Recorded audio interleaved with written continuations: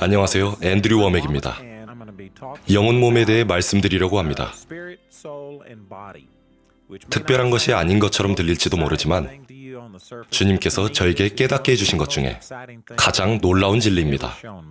데살로니가전서 5장 23절입니다. 평강의 하나님이 친히 너희를 온전히 거룩하게 하시고 또 너희의 온 영과 혼과 몸이 우리 주 예수 그리스도께서 강림하실 때까지 흠없게 보존되기를 원하노라. 이 구절에 분명히 나타나 있듯이 우리는 영, 혼, 몸으로 만들어졌습니다. 몸은 매우 분명하죠. 거울 앞에 서면 잘 보입니다. 누군가 나에게 말을 할 때는 나의 정신적, 감정적인 부분인 내 혼에게 말을 하는 것입니다. 보통은 혼을 생각, 의지, 감정이라고 합니다. 그것도 맞는 말이지만 빠진 것이 있습니다. 제 생각에는 양심, 의식도 혼에 속합니다. 정신적, 감정적 부분이 혼에 속한다는 것은 분명하지만 우리 혼은 흔히 말하는 인격, 성격이라고 생각합니다. 누가 내 몸을 건드리면 그것을 느낄 수 있습니다. 하지만 말로도 누군가를 건드릴 수 있습니다. 말로 감정을 건드려 기분 좋게 할 수도 있고 슬프게도 또는 화나게도 할 수 있습니다. 말을 통해 상처를 줄 수 있지 않습니까?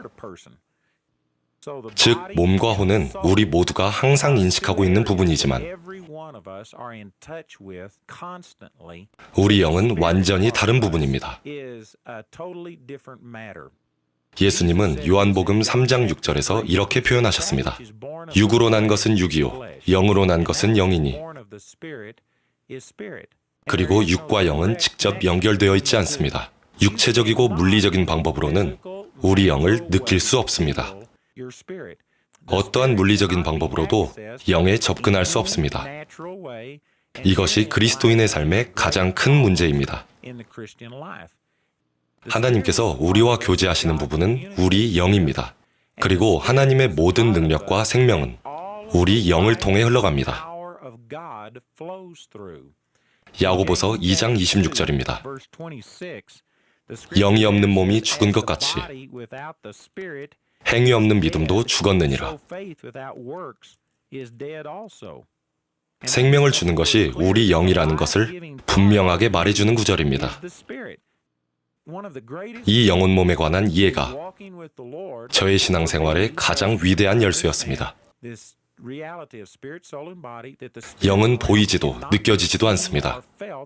영적인 진리를 이해할 수 있는 유일한 방법은 성경을 통한 것입니다. 읽고 그냥 믿는 것입니다. 예수님께서도 말씀하셨습니다. 요한복음 6장 63절 살리는 것은 영이니 육은 무익하니라. 영이 살립니다. 육은 아무것도 생산하지 못합니다. 내가 너희에게 이른 말은 영이요 생명이라. 이 구절은 우리에게 영적인 실제를 보여줍니다. 내 영이 어떠한 모습인지 알기 원한다면 반드시 하나님의 말씀으로 가야 합니다.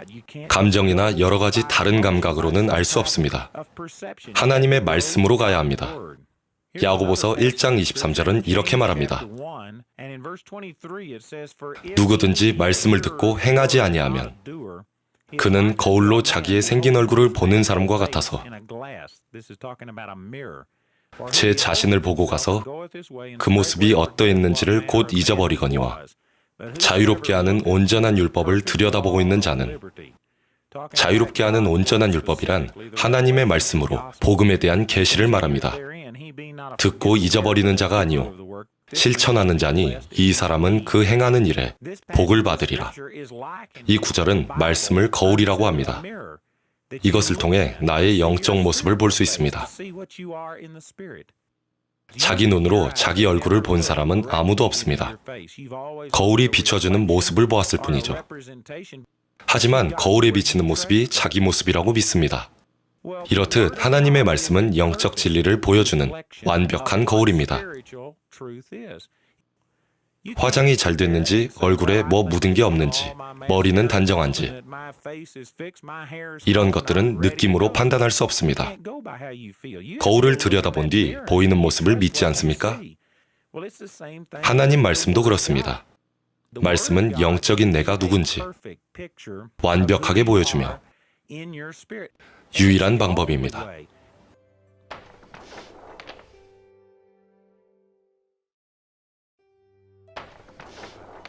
한 사람이 거듭날 때 그 사람의 내부에서는 완전한 변화가 일어납니다. 많은 성경 구절이 이것을 증명하고 있습니다. 고린도후서 5장 17절. 그런즉 누구든지 그리스도 안에 있으면 새로운 피조물이라. 이전 것은 지나갔으니 보라 모든 것이 새롭게 되었도다. 다음 구절입니다. 모든 것이 하나님에게서 났으며 그가 그리스도로 말미암아 우리를 자기와 화목하게 하시고 주님은 당신을 완전히 변화시키셨습니다. 옛 것은 지나갔다고 합니다. 과거 시제입니다. 그리고 모든 것이 실제로 지금 새롭게 된 상태입니다. 그리고 그 모든 것은 하나님에게서 났습니다. 하지만 영혼 몸의 개념을 이해하지 못한다면 이 구절을 보면서 혼동과 좌절, 의심에 빠지게 됩니다. 제거된 것은 물리적인 몸이 아니기 때문입니다. 구원받기 전에 뚱뚱했던 사람은 구원받은 후에도 여전히 뚱뚱합니다. 즉시 사라져서 모든 것이 새롭게 된 부분은 당신의 몸이 아니기 때문입니다. 구원을 받았을 때 새롭게 된 부분은 혼도 아닙니다. 구원받기 전에 똑똑하지 않았다면 구원받은 후에도 바로 똑똑해지지 않습니다. 우울한 사람은 구원받아도 우울하고 수학을 잘 못하는 사람은 구원을 받아도 수학을 잘 못합니다. 구원받을 때 변한 것은 혼이 아니기 때문입니다. 즉 제거된 것이 몸도 아니고 혼도 아니기 때문에 남은 것은 영입니다. 구원받을 때 완전히 변화된 부분은 영입니다. 예수님을 영접하면 즉각적인 변화가 일어납니다. 고린도후서 5장 17절은 이것이 진행 중이 아니며 이미 완성된 것이라고 합니다. 이미 성취되었고 완료되었습니다. 그런데 이 변화는 영에서 일어난 것이며 혼과 몸으로 표출되어야 한다는 것을 이해하지 못하면 바로 의심에 빠지게 되어 자신은 변하지 않았고 그대로라고 생각할 수 있으며 구원까지도 의심할 수 있습니다.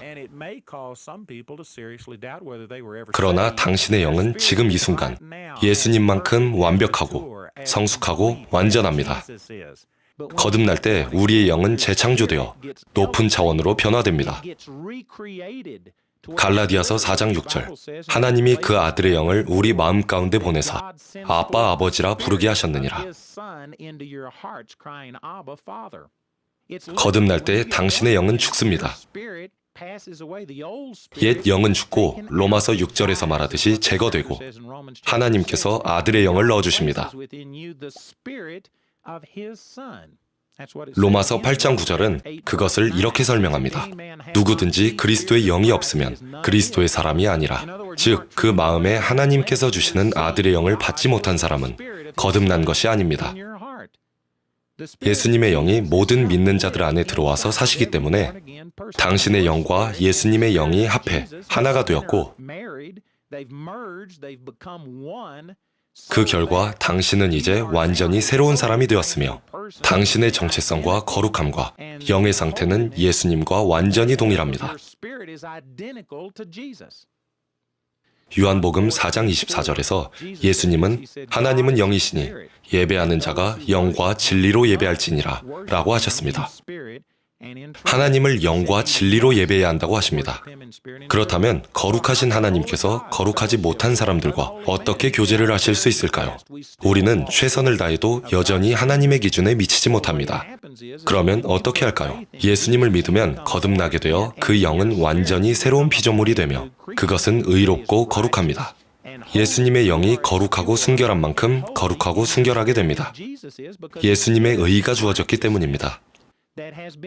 고린도전서 1장 30절. 예수는 하나님으로부터 나와서 우리에게 지혜와 의로움과 거룩함과 구원함이 되셨으니 예수님이 우리의 의가 되셨습니다. 그리고 당신의 혼이 당신의 영에 이미 일어난 일에 동의하는 만큼 그것이 겉으로 나타납니다. 우리의 영은 혼을 통과해야만 몸과 물리적 세계에 나타날 수 있습니다. 우리 혼에는 밸브 같은 것이 있는데 이것이 바로 생각의 기능이며 정신과 감정으로 혼의 영역입니다. 예수님을 죽은 자 가운데서 살리신 능력과 동일한 능력이 거듭난 모든 믿는 자들에게 이미 내재해 있습니다. 그러나 밸브 역할을 하는 생각이 그것을 잠그고 진리를 받아들이지 않아 생각을 새롭게 하지 않는다면 영적인 거울인 말씀에서 발견하는 진리에 이르지 못하게 되며 영적 거울에서 보는 모습은 육신적인 거울에서 보는 것보다 더 실제적인 것이 되지 않습니다. 그렇게 되면 영 안에 존재하는 이 부활의 능력이 마치 밸브를 잠근 것처럼 완전히 잠기게 됩니다. 하지만 몸이 아픈 게 느껴지는데요. 통증이 있어요. 의사는 내가 죽을 거래요. 여기 진료 기록도 있어요. 만일 이런 것들이 당신을 지배한다면 당신의 혼이 하나님의 능력을 차단해버리게 되고 생명을 주시는 하나님의 능력이 한 방울도 당신의 물리적 몸에 닿을 수가 없습니다. 하나님의 부활 생명을 자신 안에 가지고 있는 상태에서도 병들어 죽을 수 있는 것입니다. 물론 이것을 삶의 모든 영역에 적용할 수 있습니다. 당신이 낙심, 분노, 쓴뿌리를 경험하는 순간에도 갈라디아서 5장 22절에서 말씀하듯 당신의 영 안에는 사랑, 기쁨, 평강이 가득합니다. 그래서 혼의 역할이 매우 중요합니다.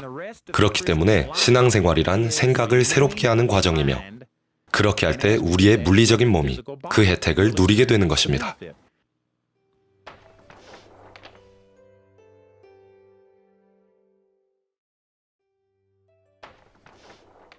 거듭난 뒤 신앙생활이란 생각을 새롭게 하는 과정이며 그렇게 할 때 우리 물리적인 몸이 그 혜택을 누리게 됩니다.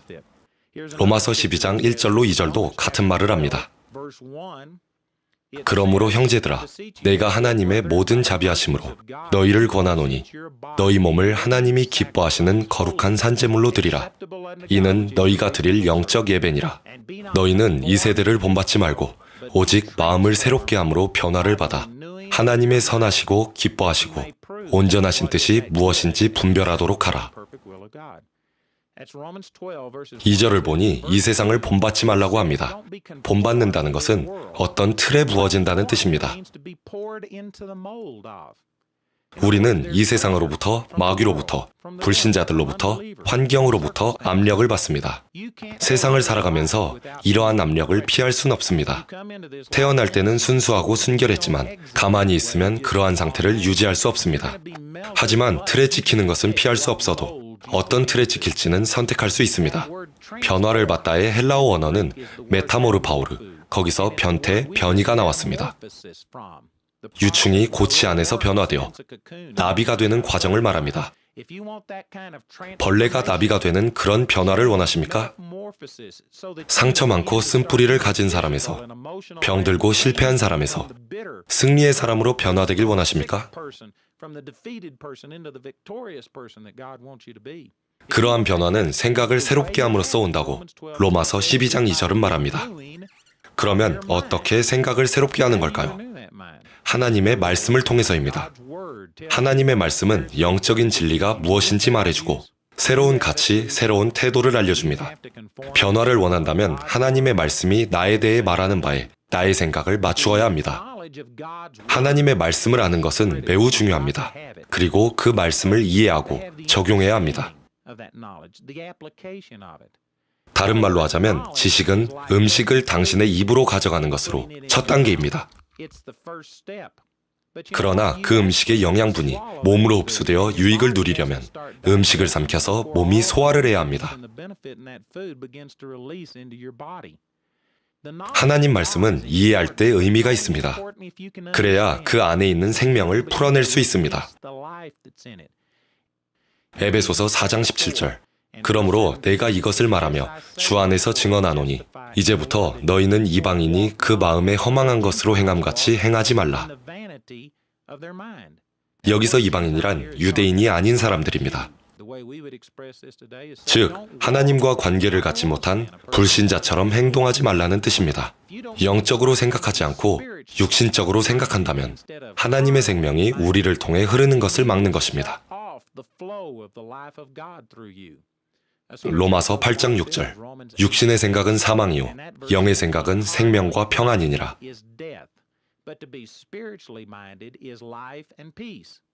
육신적인 생각이 꼭 죄된 생각은 아닙니다. 모든 죄는 육신적이지만 육신적인 것이 모두 죄는 아닙니다. 육신적이라는 말은 오감에 의한 것을 말합니다. 즉, 오감에 의해 생각을 지배받지 말라는 것입니다. 우리는 그 이상의 진리를 이해할 수 있습니다. 우리의 혼은 믿음으로 하나님의 말씀을 믿을 수 있고 보지 못하는 것을 믿을 수 있습니다. 수학 공식으로 설명해 보면 이렇습니다. 영적인 생각은 생명과 평강, 육신적인 생각은 사망. 이는 물리적인 사망만을 말하는 것이 아닙니다. 낙심도 사망입니다. 사망이란 죄의 결과를 말합니다. 궁극적인 육신의 죽음, 또는 천천히 감정적으로 죽어가는 슬픔, 외로움, 고통, 분노 등입니다. 즉, 이 구절은 이방인처럼 행하면 영적인 것이 역사하도록 생각을 사용하지 않고 자연적인 것에 지배받으며 그로 인해 지각이 어두워졌으며 그들 속에 있는 무지함과 그들 마음의 눈먼 것으로 인해 하나님의 생명에서 떨어져 있다고 합니다. 영적인 진리가 아니라 육신적이고 자연적인 것에 의해 지배받으면 그것이 하나님의 생명에서 떨어지게 합니다. 이것은 우리 대부분이 겪는 일입니다. 우리는 하나님이 생각하는 방식으로 생각하지 않습니다. 빌레몬서에 이런 말씀이 있습니다. 바울이 빌레몬에게 기도문 형식으로 쓴 것으로 1장 6절입니다.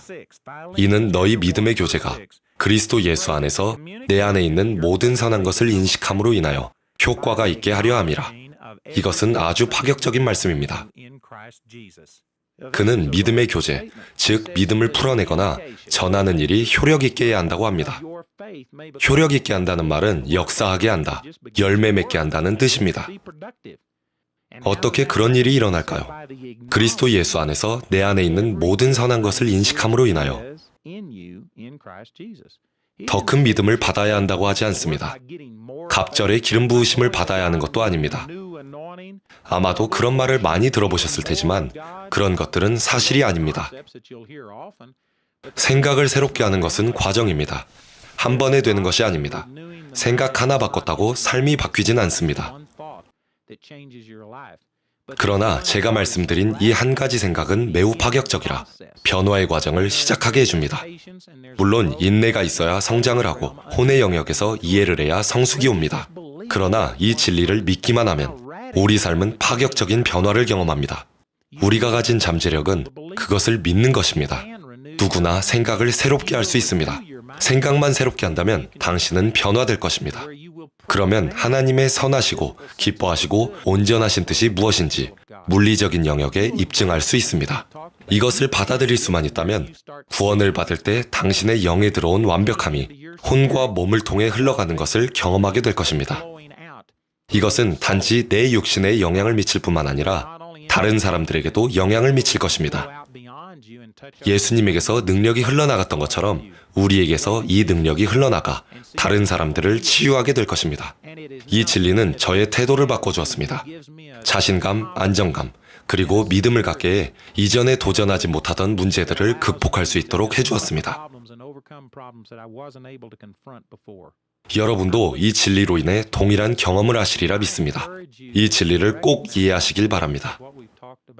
영혼 몸에 대해 대략의 내용만 설명드렸지만 더 자세히 다룬 저의 책과 강의가 있습니다. 그것들을 통해 여러분들께서 이 진리를 반드시 깨달으리라 생각합니다.